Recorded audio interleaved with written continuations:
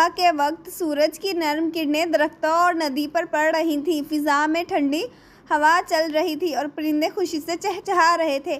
یہ منظر بہت دلکش تھا۔ حمزہ اور اس کی چھوٹی بہن عائشہ خوشی خوشی ندی کے کنارے جا رہے تھے۔ ان کے ہاتھوں میں چھوٹی ٹوکریاں تھیں۔ امی نے کہا تھا، بیٹا راستے میں اگر لکڑیاں اور خشک ٹہنیاں ملے تو جمع کر لینا تاکہ دوپہر کو کھانے کے لیے آگ جلائی جا سکے۔ عائشہ خوش ہو کر بولی، بھیا آج میں سب سے بڑی اور اچھی ٹہنیاں جمع کروں گی۔ حمزہ مسکرا کر بولا، ٹھیک ہے بہن، لیکن یاد رکھنا ہمیں صرف گری ہوئی لکڑیاں اٹھانی ہیں، کسی کا درخت کاٹنا یا نقصان پہنچانا جائز نہیں ہے۔ دونوں نے ٹہنیاں چننا شروع کی تھی ہی کہ اچانک درختوں کے پیچھے سے ایک عجیب سی سرسراہٹ سنائی دی۔ پھر ایک کالی دھند اٹھی اور آہستہ آہستہ ایک خوفناک شکل اختیار کر گئی۔ اس کی آنکھیں سرخ اور چہرہ ڈراونا تھا۔ وہ مخلوق ہنس کر بولی، اتنی محنت کیوں؟ پاس کے گھر سے لکڑیاں لے لو، کوئی نہیں دیکھ رہا۔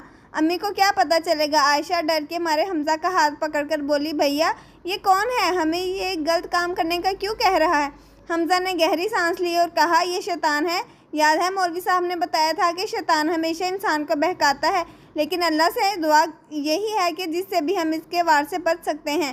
پھر حمزہ نے بلند آواز میں پڑھا، اعوذ باللہ من الشیطان الرجیم۔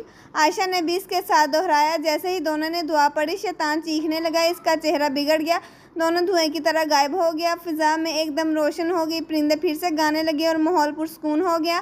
عائشہ نے سکون کی سانس لی اور کہا، بھیا اگر آپ نہ ہوتے تو میں شاید اس کی بات مان لیتی۔ حمزہ نے مسکرا کر جواب دیا، ہمیشہ یاد رکھو، جب بھی دل میں برا خیال آئے تو فوراً اللہ کی پناہ مانگو، شیطان صرف ہمیں دھوکہ دینے آتا ہے۔ دونوں بہن بھائی خوشی خوشی لکڑیاں لے کر گھر واپس آئے اور سارا واقعہ امی کو سنایا۔ امی نے پیار سے کہا، ماشاء اللہ، میرے بچوں نے تو بہت ہی عقل مندی اور بہادری دکھائی ہے۔